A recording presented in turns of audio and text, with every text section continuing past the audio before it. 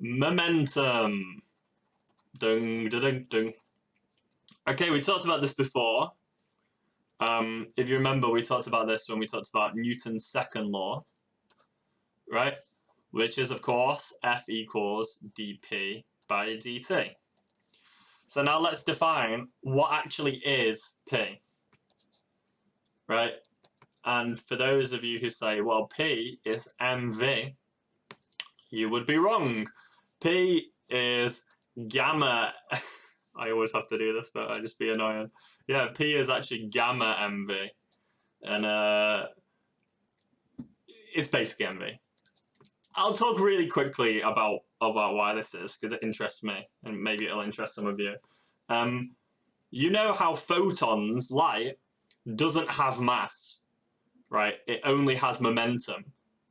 But how can it have momentum if it's, if this were true? It would be impossible, right? If it's got no mass, then it would have no momentum. But it does have momentum. What actually happens is there's this formula which comes along in special relativity. This is called a Lorentz transform, and it's essentially equal to this, minus v squared over c squared. So this almost like takes a percentage of your velocity over the speed of light. Not quite a percentage, but it's a ratio of your velocity to the speed of light. So if you're going very slowly, like 30 meters a second, you'll see that this thing will become 30 squared is 900 divided by 3 times 10 to the 8 squared, which is 9 times 10 to the 16. So 1, 2, 3, 4, 5, 6, 7, 8, 9, 10, 11, 12, 13, 14, 15, 16, right? So this whole thing becomes this. So you can, that'll cancel to make 1 over 1 bajillion, right? And so you know that 1 minus 1 divided by 1 bajillion equals 0.999999999999999, right? And if you take the square root of 0.9999, it makes even more 9s, and then essentially you end up with 1, right? It's equal to 1. So that's why gamma mv equals mv at slow speeds. Now, if you go close to the speed of light, then things change, and that's why time slows down and space slows down. Space stretches out. No, it contracts. But luckily, you don't have to worry about these things. We're very lucky in that we as species tend to go very slow. But if you just wanted to wonder, why does light have momentum? Well, if you do 1 minus the speed of light squared over the speed of light squared, that's 1 minus 1. So P is mv divided by 0, and the mass is 0.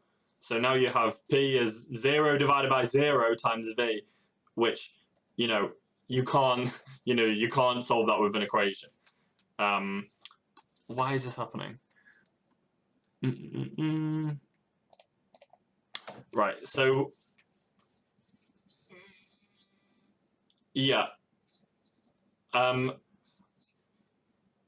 How can you slow down? Well, it doesn't, right? Well, okay. The momentum of a photon is actually E is pc. So P is E over c. So I guess in this case, 0 divided by 0 happens to be equal to E over c squared.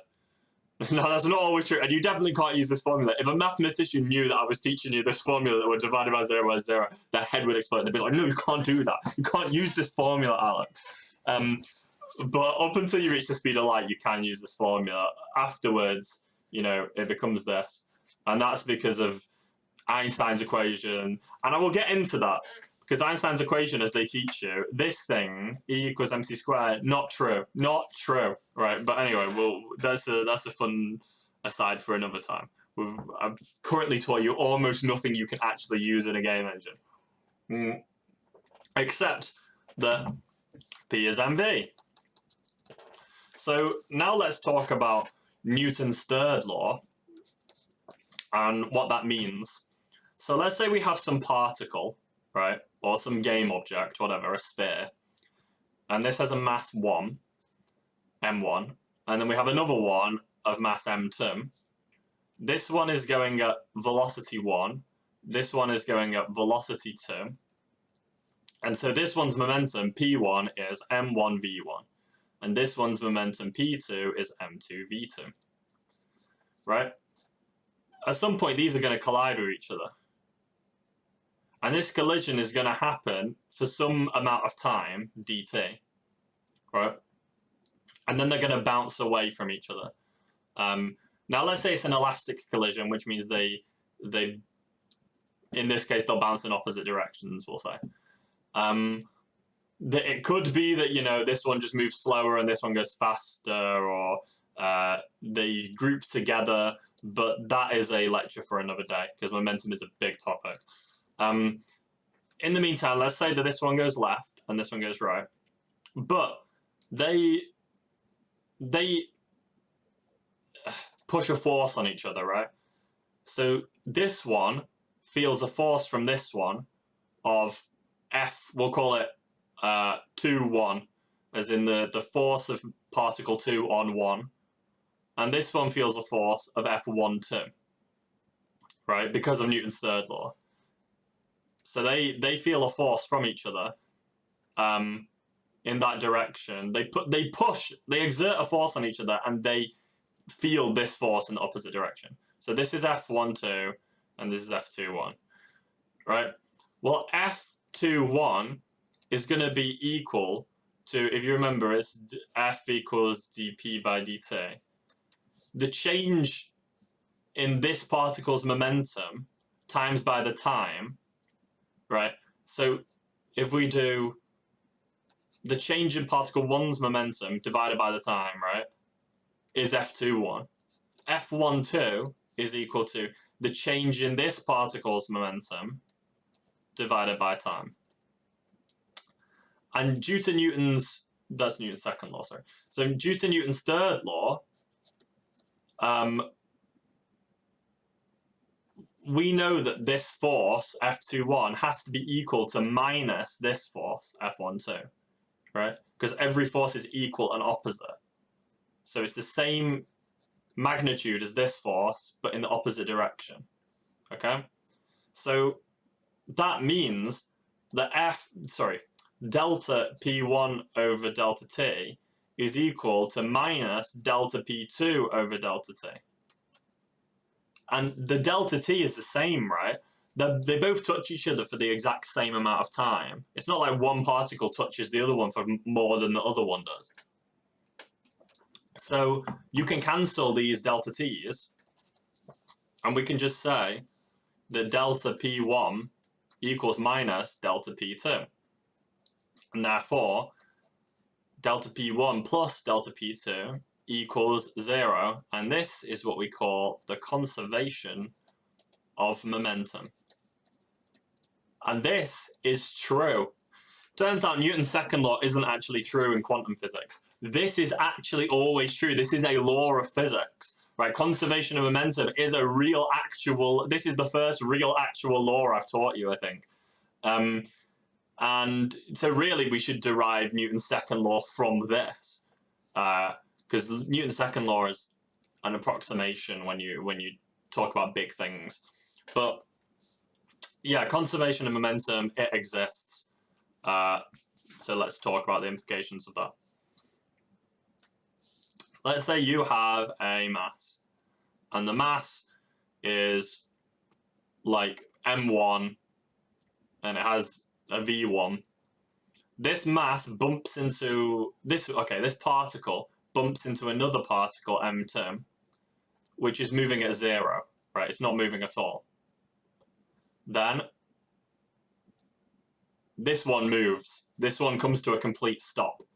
So after the collision, this one is now at 0, and this is at v2, right? Now let's say m1 is 1 kilogram, and this is v1, we'll say, is like 10 meters a second. m2 is 10 kilograms, let's say.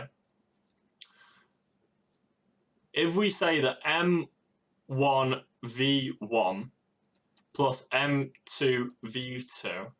We know that's equal to 0, right? The change in momentum, if we in fact, what we should actually do is this. We shouldn't really say it like that.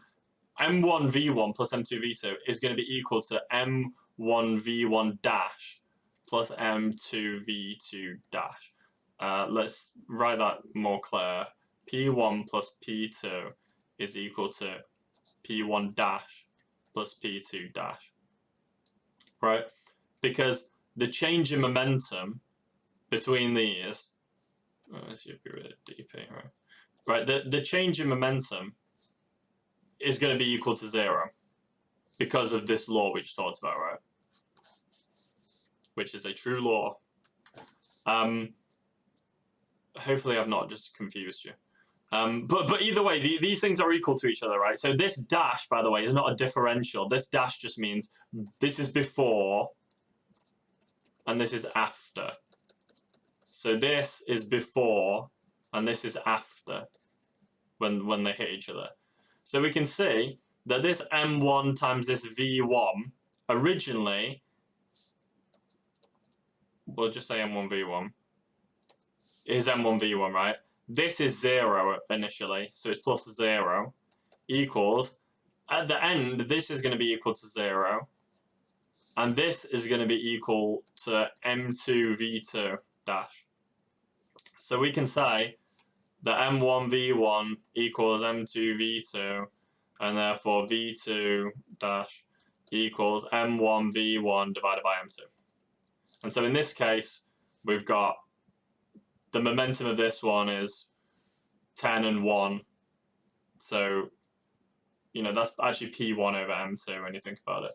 The momentum of this is 10 kilogram meters per second, right? Divided by this 10 kilograms leaves us with a final velocity of 1 meters a second. So this thing, so the two particles move over to each other. This one's got 10, it weighs 1 kilogram, it hits this thing, comes to a stop, then this one moves, this is 10 kilograms, and it moves at 1 meters a second.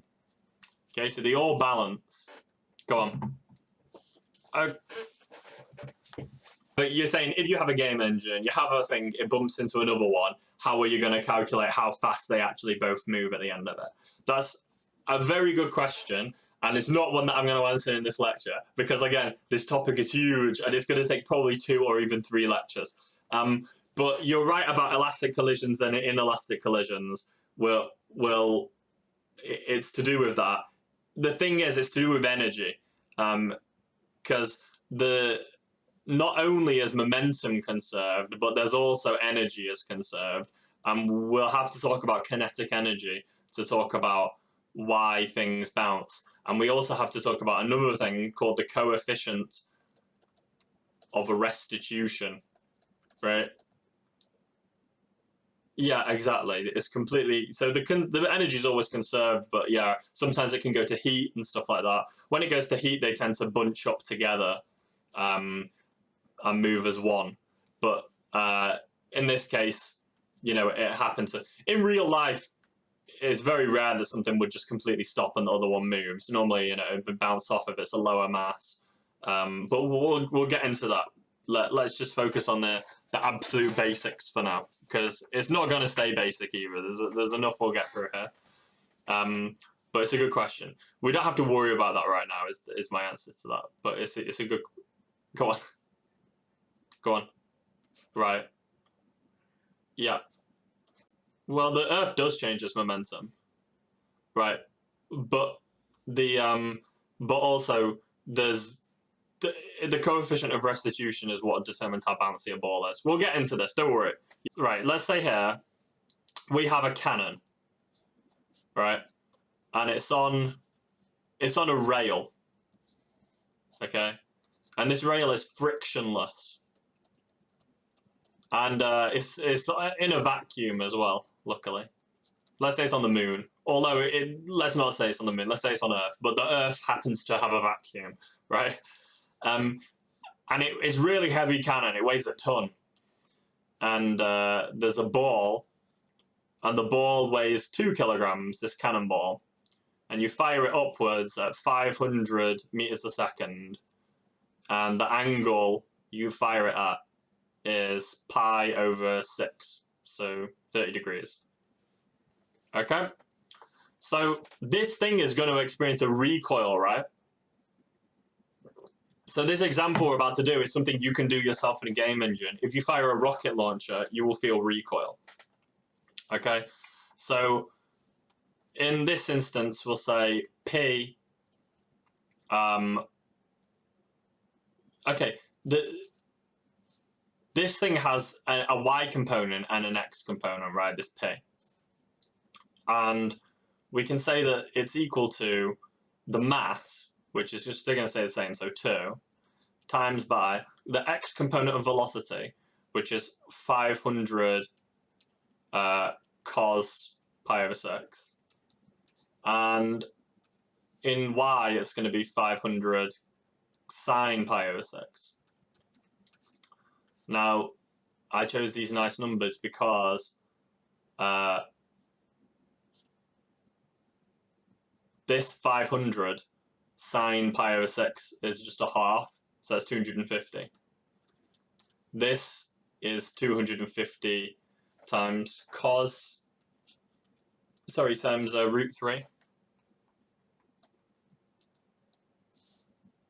That's just what it's equal to. In fact, these are quite nice numbers. You know, I always go on about 0.707, 0.707. This is another nice one. If you have a trajectory and it's say 60 degrees here, so pi over 3, then the cos of pi over 3, right, is root 3 over 2, so 0.86666, and this is the sine is just a half.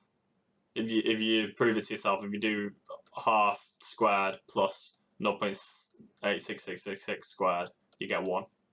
Right. So these are nice numbers to use for examples. And I mean, it's a common example because this is 60 degrees, right? That's something that often comes up. And likewise, in the other direction, you know, it's just the opposite way around because they add up to 90. So let's just remove all of this. You don't need it. Okay. And not get distracted by the joy of numbers. So your change in P in X, right, is going to be equal to what? Okay, this is object 2, right? We'll call this 2 and this is 1, right? So this is M1, this is M2. P2 is minus delta P. Delta P2 is minus delta P1 is minus M1 V1, right? So this is M1. So this thing, right, this 500, we'll just concentrate on X for now because we're worried about recoil. We don't care about vertical recoil. We only care about how much it's sliding back on the bar. So this 200, we've got to times it by 2 as well, remember, 2 times that. So this chunk, 2 times 250 times root 3, so 500 root 3 is going to be equal to this thing's mass, 1000 minus times its new velocity, so the recoil velocity. So the recoil is going to be equal to 500 divided by 1000, so a half, root 3 over 2 is 0.83333. Well, minus. So this thing's going to go left at 0.833. Okay? Now, that does not solve this vertical thing. So let's look at that. Let's look at our numbers before we start a new slide. So this is going to be 250 times the 2, right? So 500. Okay, I hope everyone's seen this, right? This is mass has 2, right? And P is mv. And this is just the velocity, right? So it's 2 times this velocity, right? So we've got, I just hope I haven't lost anyone in this section, but we'll just move on, right? The Py is 250 times 2. So there's velocity, 500 cos 30, right, times 2 is 500. So we've got 500 kilogram meters per second up, and then down, this object is 1,000 kilograms, right? This object is going to move down. And when I say this object, I actually mean the entirety of planet Earth, assuming it's fixed well, is going to move down. So, like you were just saying, we've now got 500 equals V1 M1, right? So M is 6 times 10 to the 24 kilograms, and we do 500 divided by that, is going to be 0.833333 times 10 to the minus 22, because, you know, there's 5 sixths, knock off 2 zeros, that becomes 22. All right. So essentially, the Earth is going to move down at 0.00008 meters a second. So yeah, when you fire a gun up, the Earth does move down. And in fact, if we were to all run the same way around the Earth over and over again, we could actually stop the Earth from spinning eventually if we just kept doing it for forever. If we ran the opposite way to the way the world's turning, then we could turn it in the opposite direction. But that's a rotation thing, and we'll get to that in another point. But yeah, you indeed can push the Earth, and that's exactly what happens when a car crashes. This is the worst car of all time, right? One of these old cars, right? When the car crashes against the wall, okay, yeah, the wall will like deform a bit, and the energy will be lost to heat and on this crumpling. But assuming the wall is fixed and the car like ends up crashing here, most of that momentum is actually transferred into Earth. Okay. So what we can also say is, looking at this cannon again, right?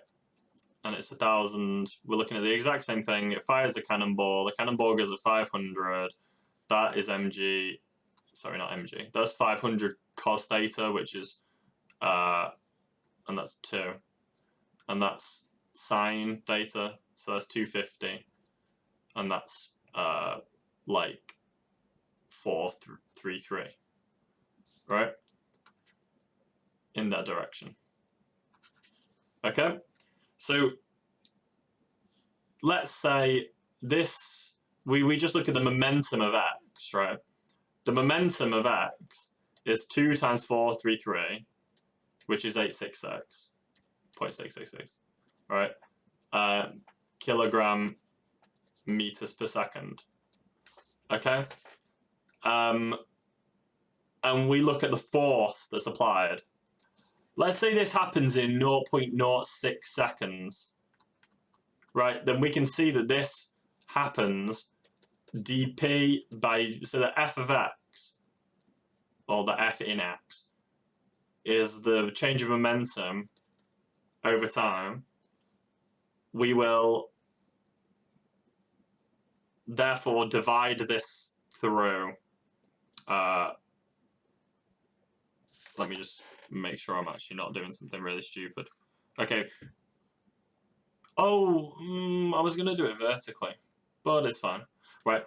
M1V1, right, is equal to minus 500 in that direction. Let me just look at my lecture notes a sec. Right, yeah, okay, I know where I am. So we're going to do 866 divided by 0.06 this time that we've added. And that's going to give us 1,400, blah, blah, blah, blah, blah, 14,433, right, is equal to MA. So that's how much force is exerted on this in the opposite direction, is minus that.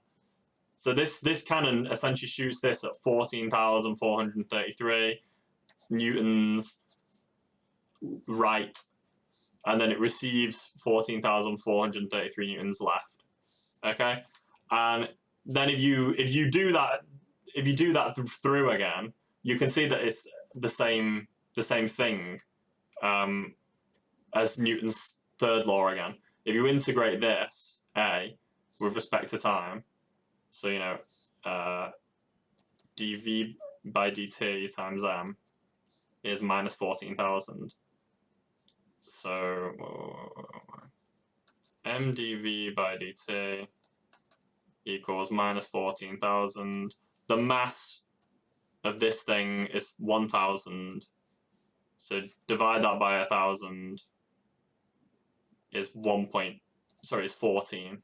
And it was 333 as well, wasn't it? You'll see that if we divide that through, we get if we integrate this with respect to time now, I know I've made a mess of this, right? We're doing dv by dt, right? We've divided by the m. Is this clear? It's really not, is it? V equals the integral of this thing, right, divided by the mass times time, and that is going to be equal to minus 40. This is 0.06. So times that by 14433 divided by 1,000, you'll end up with 0.866, which is the exact same thing that we said here with the recoil of the cannon. I actually said this wrong. This is 86666. So Newton's second, the point I'm trying to make is that Newton's third law and conservation of momentum are the same thing. So whether you work in forces or whether you work in momentums, these things are all going to conserve through. So it doesn't matter if you're working in force-based systems or you're working through like momentum-based systems. When you integrate through and times it by the time and divide by the mass, you're going to end up conserving momentum in the exact same way, and you're going to get the same velocities. It's a boring example, which is why my mind started to wander. But let's go through and talk about this dp, right? This dp is an impulse, because forces in real life, forces are not instantaneous. Okay, so a force doesn't happen. In a game engine, we tend to apply a force in one frame. But that doesn't happen in real life. If I jump, my legs go down and then I spring up, and then my feet don't leave the ground at once. It happens slowly. And if you talk about like walking, we almost never simulate walking properly in video games because it's such a complicated problem. Because it's all these tiny little impulses and these internal balances, and that's why it's so hard to actually learn to walk in the first place, and it takes babies a long time to figure it out. If you have, we know that F is dp by dt, right? If you integrate force with respect to time, you get impulse. Okay? So impulse is the change in it's the integral of force with respect to time. So it's the change in momentum. So if you look at a momentum before in a system and a momentum afterwards, you can say how much the impulse changed by. And a common example of this is the bullet, okay, in a block of wood. And if you Google all over the internet, you'll find this example. It's very famous, right? The bullet does not just stop instantly. The bullet goes into the wood, and then it creates a trail, okay? And it ends up there, and there's all these, cracks. So, and on top of that, the bullet itself will move the wood. And the more the wood moves, the less far, if this is the distance that it pierces into the wood, the more the block itself moves, the less distance it will move through the wood. Okay. So it will initially it will strike the wood with some velocity v1, and it has its own m1. So it has some momentum, m1 v1. And then this thing will move a little with M2 V2, and this thing will also have like some M1 V1 dash, right? And if you look online, you will be able to find this example many times where they try and ask you to calculate what happens to the block and how far the block moves. But to me, that isn't interesting. To me, the interesting thing about the block problem is what you have the block fixed in place, right? And we're only interested in how far does this bullet go through the block, right? So it's going to move some distance, and if you remember, I mean you do, dv by dt is a, ds by dt is v, right? If you double integrate the acceleration, then you'll get how far it moves, right? Well, that's actually the integral of the impulse, right, divided by its mass. Okay, will give you this. It will give you how far this bullet pierces into the block of wood. Okay, so we need to think though, what is actually forcing this block to stop, this bullet to stop, right? Because it's moving very fast. Well, the bullet's hitting all these particles of wood, right? And it's moving them aside and contorting them, and it's a lot like when you collide with the sea. If you jump into the water, right, and you fall through, you're pushing all these particles of liquid back, right? Oh no. I don't know why you're grumpy. So when you push all these particles of liquid back, you experience some drag force back, right? Well, we can say that's kind of how it works with a bullet in a block. It's going really fast, and it's experiencing some kind of drag force that is stopping it, except the drag is extremely huge because it's wood and not water, right? So it's essentially just like a really huge drag constant, so it's going to experience some F, right? So the impulse is actually going to be, if you dt that, you know, you got F equals minus CV.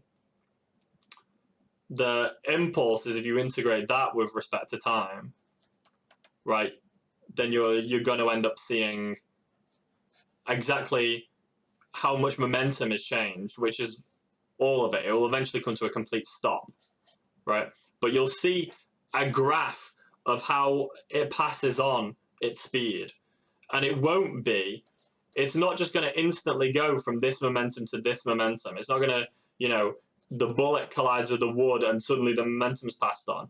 The momentum is going to pass on, you know, like this, or like this, or like this. There's going to be some kind of curve to how all your momentum is transferred into the wood, and it becomes one. You know, they become M1 plus M2. But we'll get into that in a bit, right? What we'll talk about is, we'll talk about like trying to actually calculate this. Say we've got MA equals minus CV. So that's the only force, remember. There's no, we're pretending gravity doesn't exist. We're on the moon, there's a bullet, it gets fired into the wood, and the only force we're interested in is this drag, right? So we end up with this. Now, that's the same as mdv by dt, right? If we want to integrate this, we're going to have to grab all our variables to one side. So see v here, if we're going to integrate dv, v and dv have to be on the same side, right? So if we do that, we're going to get 1 over v dv on this side, right? And on the other side, we'll move everything over here. We'll move this down here, and we'll move the dv up, right? The dt. We end up with this, right? And we can integrate the whole thing. We can integrate both sides. So this thing is all constant, right? The mass isn't changing. The drag constant isn't changing. So this whole thing is just minus cm c over mt. This thing is equal to ln v, right? And then there's some constant as well, right? If you integrate it, dv, and the constant, I believe, is going to be that. You know, you normally have to work it out, but I'll tell you for free that's what the constant's going to end up being.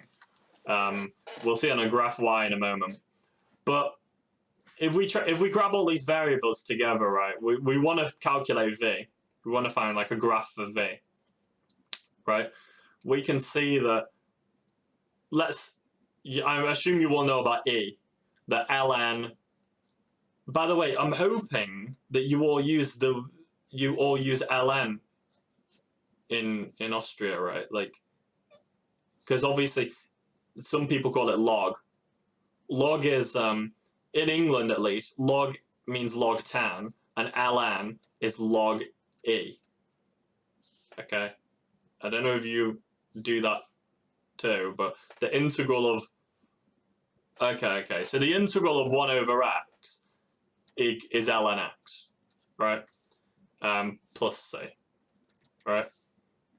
So here, you know, if you do e to all of this thing, right? If you do e, well, first of all, we'll move all the variables over. So we'll get lmv is lmv0 minus ct over m. Okay? If you do e to all of this, you get v is e to the lnv0 minus ct over m. Okay? So what that's going to mean is, when t is 0, this thing's just going to be 0, right? And then you're just going to end up with lmv0, so you're just going to end up with the initial velocity. So at t is 0, this becomes v equals v0, right? And we can see, if I go to Wolfram, you see here I put it in already. I chose an initial velocity of 5, and I chose a c of 0.8 just so we get a graph. And you see the graph looks like this. Now, obviously, I've done it negative so it'll show us from the start that it starts at 5. But there's no negative time here, right? This is exactly 0 is when the bullet hits the block. So you can see here that this graph looks like this, right? Boom. So if this is the time, right, and this is the velocity, this thing's velocity is going to decrease to 0 over an infinitely large time, but by the time it's reached this point, it's essentially lost it all. And we're talking about like such small velocities that it's like the movement of a particle, right? So it's basically heat energy at that point. So it stops being relevant, and the impulse is kind of dead at this point. But we can say that you can grab because p equals mv, right? If this is the velocity, it's also the graph of the momentum, right? Because mass is constant. So if we just, that's p0 instead of v0. Now this is your momentum graph. And this thing here is the impulse, right? And you can see that the impulse it's not like a straight line, it's a curve. So it loses most of its velocity instantly, but then it still loses like chunks and bits of velocity over the rest of this time. Okay? So let's talk about what this actually affects. Well, if you have a character in a video game, I'm sure at some point someone has told you, like, oh, you want your character to jump? Okay, we'll just add force, 0, jump, right? And then it just goes boom, and it projects it up in the air like I threw a ball, right? But that's not how jumps work in real life, right? Like, it's not like a bullet. When you jump, you bend down and you jump, and you exert, like, your feet go up, and it doesn't work like, it's not a one frame thing, right? It takes a few frames. However, in a video game, you don't want your character just be standing there jumping for ages because it's going to feel bad, right? But you want the feeling of being able to. I can choose to jump a little bit, or I can choose to jump a large amount, right? And some games have short hop and full hop, which I think is a terrible way of doing things. Here's something I prepared earlier. If I jump here with the M key, right, this is essentially the jump by putting in just adding a force, and it feels bad. Here's a force here's a jump where if I press a little, then I'll do a small hop, right? And if I hold down, I'll do a big hop. Small hop, big hop, medium hop, larger hop, right? So I'll do really small hop, really small hop, slightly small, bigger, slightly bigger, slightly bigger, slightly bigger, slightly bigger. Do you see, like, I'm pressing space and I'm getting all kinds of jump heights here, right? Just from how long I press the key down. And that's because I'm delivering an impulse. I'm not delivering just a simple force. I'm doing it over a series of time, and it feels way better, right? So essentially what I'm doing is, I'm doing this kind of exponential motion, right? I'm going to add some initial, I'm going to do e to the, like, ln some initial minus some factor times time, right? And I'm going to add that on. And then I end up with something that's like this, and we'll just run through the script real quick. And this is going to be your homework, as I want you to think about this, because there's many ways you can do this. In Rude Bear, my game, I actually use cos waves. I decided that it felt nicer to, it starts at cos, and then you keep adding the force up to here, and then it stops. But here, in this little simulation, I've done it like this instead. So you lose most of your jump momentum instantly. So, let's look at what's going on in this script. In the beginning, we've got this variable called grounded, and that means whether you're on the ground. If you're on the ground, you can jump. There is also another variable called jumping. That's if you input a jump. The reason these variables are separate is if you walk off an edge, then you want to be ungrounded, but you don't want to be able to jump. Unless you want to add a grace period, but that's for another time. So you've got initially grounded, you're not grounded, and R is your rigid body. If we want to ground you, then we go on collision enter. If you're already grounded, then don't bother doing this calculation. Otherwise, you grab the hit contacts.y and check if it's above 0.707, aka we check if the slope is more than 45 degrees, because remember that's 0.707 is root 2 over 2, which means 45 degrees, right? Then we're going to set grounded to true. So as long as the slope's at least 45 degrees, you're grounded. Okay? Then what we're going to do is, if we look we have this function update, and we're going to read input in here. We're not going to do any physics in here, we're just going to read input in here. The reason being is because Unity polls your controller. It checks the state of your controller in update. So if you try and use the command get key down in fixed update, it will often be wrong. Update will always get it right, and also if the game's paused, it will also get it right. Fixed update, if you set the timescale to 0, fixed update doesn't run anymore. But update always will. So you should, if you want a pause screen and you just want to stop the simulation, then you should do your input in here. So in update, we're going to gather the player's intention to jump, but we're not actually going to make them jump. This is the noob way of doing it. This is how maybe you might have been taught at some point to do it. Like, oh yeah, in update, if you get the key down, then we add a force. Hey, we add some burst force on. And then this is just me resetting the variables. But the way I'm telling you to do it is get your key down, in this case space, right? And as soon as it's pressed down, we're going to set jump counter to 0, which is going to be something that checks how much time has passed. Jumping is our bool which says we're going to jump. So now we've pressed space, right? We're jumping. Jumping is true. A has not been released, which means we haven't let go of jump. A being the jump button, right? I'm using space, but let's pretend it's A. So A hasn't been released. Here, if you let go, then A is released. Okay?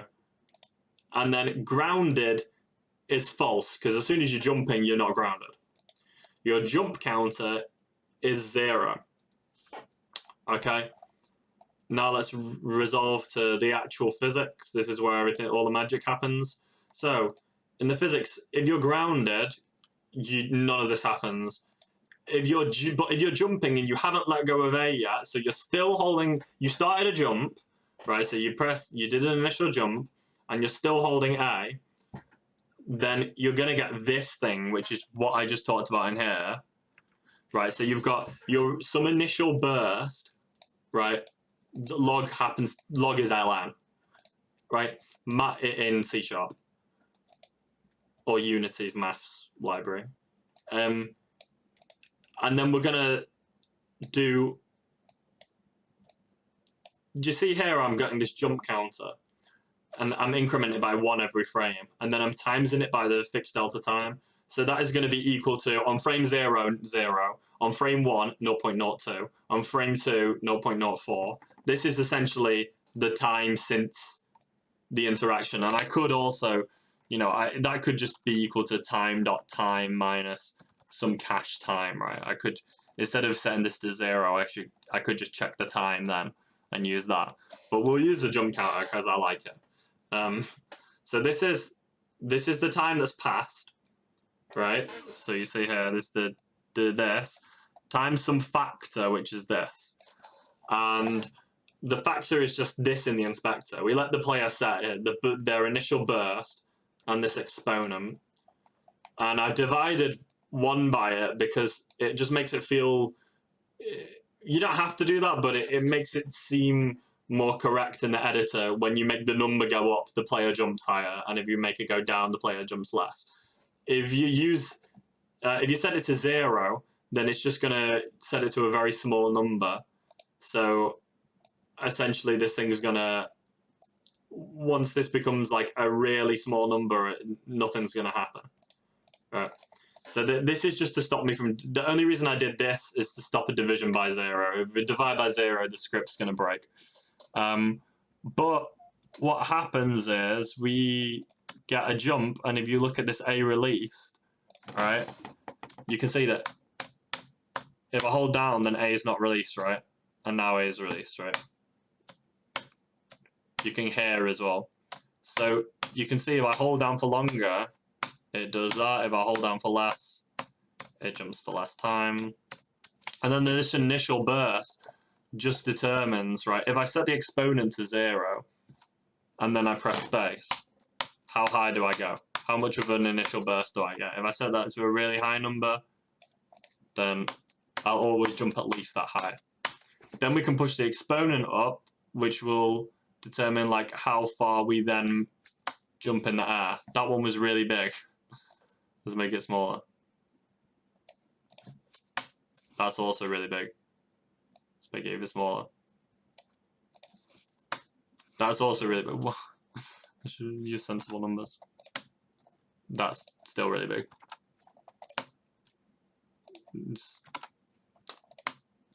Okay. Maybe this initial burst is so large that, okay, yeah. Right. You basically got to balance these to make it feel good. Clearly it needs to be quite a small value. Okay, there we go. So now if I tap, right, I do that much jump, and if I hold, I can get that high. And also it's a factor of how much gravity you have, because if we push the gravity down, then now, you're not going to jump as high. In fact, we're not even getting off the floor, so now we need a bigger initial burst to even get off the floor. So let's just increase gravity again. My stupid pad is wiggling around and moving the mouse. Okay, let's put gravity up. You say, now we're gonna push the exponent up. And see, now it feels weird. Now it feels like swimming almost, right? So you can tweak these variables a lot to find the kind of feeling you want, but something around there is what I normally use in games. I just threw this together in like 20 minutes, so like, or less. So that, to me, that just feels like decent-ish. So that's like on the mark scheme. If you wanna if you want to demonstrate impulses, I suggest the nicest and most beautiful way you can do so is to do so with a character controller that you, instead of having a thought in one frame, you try and impulse the thought in. You don't just add one, you change the momentum over a period of time. So we've got, well, once again, remember that the impulse is like the integral of the force over time is the impulse. So we don't want just some instant force. We want some over time impulse, which is not what games typically do. Most game engines do not do stuff like this often. They do work in forces. And the more you use impulses, the better your game often feels. But, you don't want to use it for like bouncing balls around because it might get a bit, you might mess up your simulation if you do too much of this, trying to get fancy with it. But yeah, as for those other things we were talking about, what was it? What were the questions again? We were asking about elastic and inelastic collisions. Okay, I talked about the Earth already, but coefficient of restitution and the elastic versus inelastic we'll get into once we start doing energy. So maybe next lesson, I think maybe next lesson we're going to do reflection and coefficient of restitution, and then the lesson after that I'll do energy. Also, this weekend it's Ludum Dare! Ding ding ding. I don't know if you know about this, but it's like the most important jam in the world. It's a game jam. It's really cool. I personally have done it. How many times have I done it? My games. 1, 2, 3, 4, 5, 6, 7, 8, 9, 10 plus on the old website 13. So I've done it 23 times. I've done it every year since 2012. Like twice to 3 times a year, whenever it is. I've done every single one. You make a game from scratch in 72 hours. It's really sick. You end up making some cool stuff. I'm not saying do it, but if you wanna, if you've got nothing better to do this weekend, do Ludum Dare. And if you don't have anything better to do, I'm going to be making a game as well. So I stream the whole time. And if you want to see like a game being made, and it may well be physicsy, because this one, Rad Bear Rewind. Oh my god, why is this stupid pad? This one was very physicsy. It had like you use your clones and you can jump on them, and then time restarts, and so there's a lot of things. And oh my god, why is it being stupid? Yeah, see here, you got like these pendulums, and then your moving platforms are going up and down, and like you're using your weight to counteract. So I often do physicsy things. So if you want like a little extra fun physicsy aside, I'll be doing that.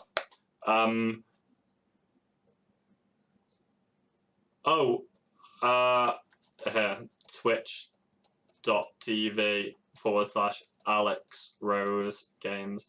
I used to stream every day, but then now I'm working on an NDA project on PS5, so I can't stream, I'm not allowed. Yeah, that's why. And if you notice, next week we don't have a lecture on Tuesday. This is why, because I'm going to be dead.